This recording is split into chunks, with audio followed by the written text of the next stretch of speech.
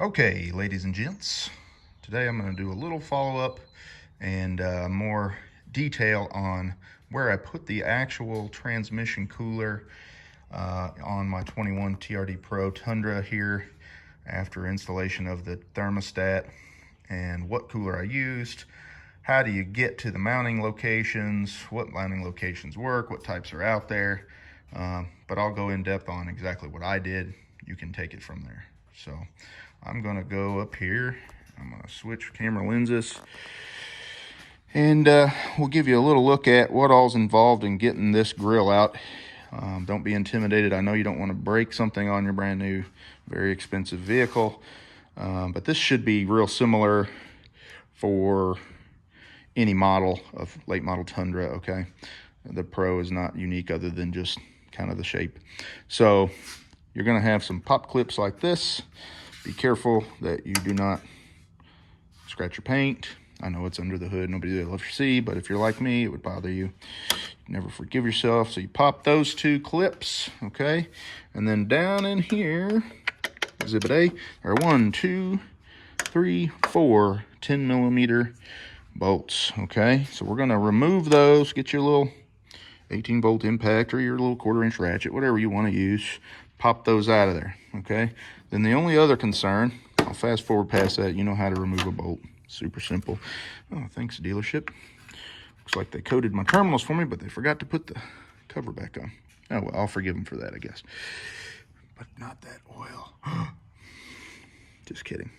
Anyway, so right down here, you can see there is a plug. That plug goes to your TSS, your forward-looking radar sensor here. That controls your safety sense, auto braking, and cruise control system, adaptive cruise control system. So simply pinch that little clip right there and she'll open up for you. Unplug that because this part stays with the grill. That's what's with the body. So super simple, okay? Move this out of the way somewhere where you won't lose it. I'll probably lose it. Get your 10 millimeter out, and I'll stop the video here. Okay, quick aside. If you do not have an 18 volt 1/4 inch drive impact wrench, impact driver, okay, very, very inexpensive, especially if you already have a tool system like Ryobi or whomever you use for automotive stuff. And this is kind of an older one. It's kind of bulky, inexpensive one. I've got some nicer, bigger ones out in my shop. I'm in the garage right now, but you know, you've got little adapters here. This is a 1/4 inch drive socket adapter. I got a 3/8 one. I got a 1/2 inch one. Extension, 10 millimeter. Okay, this thing makes your life way faster. You don't want to use it on everything, but little stuff like this, man, so super fast. It takes lots of time out of mundane things like driving screws. Okay, so we're taking these top 4 10 millimeters out. We will set them right here on the battery. That's a no-no. Do it. I'm doing it anyway. So I only have one hand. Pull your clips out once the little pops are up, and be gentle with them, okay? They may seem insignificant, but they're important, and they're not the easiest thing to just go find. Toyota has about 100 different types. I've got kits from Amazon, but nonetheless. Now, the next part is a little scary, but it makes a lot more noise than it does anything else. There's these little screw in or thread inserts in here are white, and you got to lift. They've got a little lip on them. You got to lift this up over it gently. Okay, now see your grill is just kind of hanging out at this point, okay? Once you're over top of those, grab a hold down here and just firmly and easily pull out. Put your hip in front of it so you don't go too far. Pop goes the weasel. Now hold it up. Easier said than done with one hand. The other one's stuck. To the other side. Do the same. Don't pull on the insert. Pull down here, okay? Just a firm jerk. Okay, pop it. There's just 2 little trim clips down there. Oh, I forgot I've got a camera hooked up. I've got another cable I got to disconnect. I'll do that, and then I'll come back. Okay, now we've got that out of the way. You know, when you're pulling that off there, just be aware, you know, you got a lot of painted surfaces here and here. So when you're jerking it, like I said, kind of put your hip there and pull up and out so that you're not dragging on this and scratching something. And then maybe have somebody hold that side while you pop the other. It's not heavy at all, but then set it somewhere out of the way. Do not set it on top of something where it can fall, because it will. Murphy's Law will take effect. It's very expensive and you'll be mad. So set it out of the way. Don't let your 2-year-old stomp on it. Next, now we have a clear view of what I have done personally this go round. On my 19, I did something a little bit different. I wanted something that looked and mounted a little more, I don't know, I wouldn't call that factory, but a little more high-end, a little more permanent. They make all kinds of just inexpensive bar and plate types like this, like Hayden or Four Seasons or whatever, that just mount right up against your condenser here, okay? And they use like the zip tie things that poke through there, and they got a little pad and a retainer on the backside, and it just mounts right there on the radiator or on the heat exchanger. And that's okay. There's nothing wrong with that. I don't know if I'm a huge fan of the idea of that plastic strap or clip being through there, rubbing on that aluminum bar for very long. I don't know how long that would do that without rubbing it through, okay? So just in my mind, for longevity's sake, I don't want to do that this time, okay? So what I did, I'll show you here, is I bought this Performance Parts G+. It is a 30 centimeter by, I forget, 100 or 80 centimeter tall, or 80 millimeter tall, 30 millimeter by 80 millimeter tall. It's about 12 inches long. It's about 1.5 inches thick, maybe 2 inches thick, depends on what your wife told you. But there's a stud here, a factory stud, that bolts this piece back here to this piece in the front, and it has a paint matched nut. It is long enough that if you do it right, you just set this tab that came with 2 holes in it, already on there, over it, put your nut back on. And then on this side, all I did was I found a 6 millimeter stainless Allen head bolt and nut and washers, and then I found a little piece of metal with a hole in it that would span this gap, okay? And then went underneath there with my hand, put that under it. I drilled a hole in this and where I needed it, so that it would bridge between here and here comfortably. It's about the width of the underside of inner diameter of this, just a little forgiveness in there, so it can't really go anywhere once you get it bolted through. And there's a bolt on, or nut on the other underside. So I got this started, and then I tightened this one up, and then I tightened that one down, and it is quite rigidly mounted on there. I didn't have to drill any holes, nothing new in the body. I don't like drilling holes in things if I can keep from it, so that's why I didn't do this the first time. But I got to thinking on it, and I like the idea of this being rigidly mounted to the body and not affecting any of the cooling system. It's out of the airflow path. It's not sitting on there. It's not rubbing through my very expensive air conditioning system. YF1234 is ridiculously expensive. If y'all aren't aware, it is like $80 a pound, okay? So don't mess up your AC system. So what I ended up doing was this heat exchanger or cooler, okay, is very efficient. It's a bar and plate type. It moves a lot of fluid. It has a lot of surface area. As you can see, it's fairly thick, has a lot of bar and plates, which are more efficient than just the tube type that runs through and has some fins on it. This is much more efficient. It'll have hundreds of times more surface area for heat exchange than that.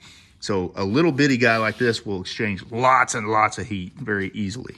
Okay, so I ended up, this is a 10 AN fitting, which is big. It's unnecessarily big, but that was the way they all come. So I found on Amazon, it was like $30, okay? It seems to be extremely well made. It's well powder coated, it's solid. I pressure tested it for 1.5 days with a leak down test with air, and it had no leakage. It looks very quality made for the money. So that being said, it came with 10 AN fittings brazed to it. That's really big. It makes it tough to go to a -6 hose, which is what you need, a 3/8 hose, which is what you need per the nipples down on the thermostat unit, which I showed you in the previous video. Okay, those lines are a 3/8 equivalent size. Okay, so to slip over those, you need a 3/8 ID or -6 ID hose. Okay, so these are -6 crimp fittings to JIC or AN -6 AN. Okay, and these are adapters. These are 10 AN female to 6 AN male. You can't see that, but that's a 6 AN female crimped onto the industrial hose I used, which is Parker 801 push lock hose, which you can crimp a certain series of Parker fittings to. You may have a hard time finding somebody that can do that for you, but you can use Parker push lock fittings for this, and it'll work perfect. They're a clampless fitting. They'll have a little yellow collar around a brass fitting with a sharp barb that's made to push into this hose, and this hose is like a Chinese finger trap. Once that barb is in there, you'll pull the hose in half before you can pull that barb out, because it contracts on itself as you pull it, and it's extremely strong. So I highly recommend that fitting. I wanted to go this way because of the look. I didn't want that yellow in the brass. I wanted steel. And then I painted those to match. They're zinc plated, so they won't rust. But I painted them black, just touched them up so that you don't notice them. But this being the same color as this, some Tundras have black components in here, the radiator and the condenser. My previous one had black. This one has silver, unpainted. I personally, with a black mesh grill, I would have preferred that all to be black. So you're not like, hey, look at my cooling system. But it's not the way they did it. I'm not gonna get in there and paint on a $60,000 truck. I'm gonna get overspray everywhere. So I left it alone. I just went with this to match it. And with the grill on, you don't even notice it. So I had to trim this air duct slightly. This is simply a air deflector that routes air away from the outer parts of the engine compartment and ducts it all to the radiator. This was going to hit it here, obviously, and down there. It went over this. I needed to access this, so I just trimmed it out a little bit to make access. This is going to deflect enough air. It's not going to make any difference in cooling performance up here. And then I just put it back on. Okay, so nobody's even going to notice that. You're not going to see it. I kind of did something similar here to the factory where they have it cut out anyway. So anyway, it makes a nice factory look. It's super clean. It's out of the way. It doesn't affect your ability to work on anything else. Down there you can see, I don't know if you can see it. You can see the power steering cooler. That's that tube type with the fins on the tube, the black tube. That's power steering. Why they deemed that necessary and not a transmission cooler, you got me. But anyway, nice and clean. I think between these two fittings, the hoses, the crimp fittings, I've probably got $100 in this, and then about $150, $160 in the Toyota part from any online retailer you want to find, or your local dealership will probably charge you double because they haven't figured out that selling parts online is profitable. But there you have it. Very simple and elegant looking, I think. That's personal opinion, but should last forever. Industrial fittings, industrial connections. We'll see how long this $30 Amazon unit lasts. But I don't have any reason to believe it's not going to last. It's not under pressure. It's not high temperature. It's really a cakewalk application. But temperatures will go from 220 on a 90-degree day doing 80 down the interstate to 190 and be spot on 190 with this. When you don't have one of these and you're towing a trailer, you're going up a hill, you kick it down into third, it will spike that temperature up to 260, 270 right now. And without a cooler, it'll stay there for the rest of your trip. I mean, it'll take hours to come back down because it just doesn't have a way to shed that heat other than air going over the pan, which is minimal. When you do have the cooler, you might see it come up. It won't go to 270, 280. It may come up to 220, 230, something like that. But once you're back in overdrive, it will drop immediately back down to 195. I mean, within seconds. That is what you want, folks. You do not want heat soak in a critical, very expensive system like your transmission. You don't want your family stranded on the side of the road. I don't care what Toyota thinks. Nobody goes out looking for mechanically useful devices to remove from a truck that's intended to tow. So put one on. Okay guys, so I was gonna demo putting it back on, which is equally important to not scratch shit up. So I want to make sure you understood the proper methodology for that. So I strung my cable back through. Got to kind of do that while you got it sitting on your hip. But so the best way I found is to go ahead and set it back up on those little catches, and I'll detail that a little more. See how those have a little raised surface to them that catch in that. So when you're setting it up there, I'll try and do this with one hand. Kind of go to one side, okay, and get that one lined up over that, okay, and then there you go. So these two will kind of catch and come over to this side and kind of get them caught on there. So that assures everything's square down here and you're in the right spot. Then once you are, just pop, pop. So sharp is the way to do it. Pulling hard will break things. Just a yank is what it takes to get those little clips to pop. So a firm, sharp tug is what you want to do, a yank, if you will. And then don't forget to plug this back in. You'll get all kinds of crappy, crazy dash warnings and errors and see your dealer and the sky's falling. So put that back on, okay? And then reverse, all right? This is redundant. Pop, start with these, pop.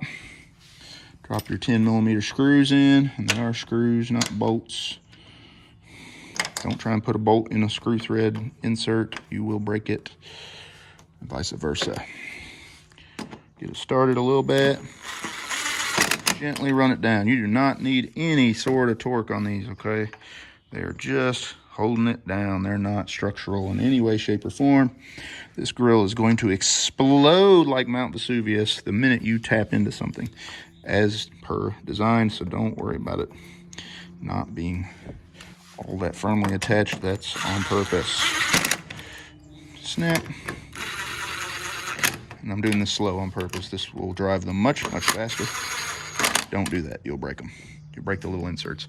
Okay, so all that said and done, I'll get us a full view here again. And as you can see, and just casually walking by this dude, nothing out of the ordinary. You would not really notice that in all the noise of that grill. Breaks everything up. But if you did notice it, you'd be like, oh, that looks nice, right? It's not, here's my cooler. Anyway, there you go, fellas. Knock yourselves out.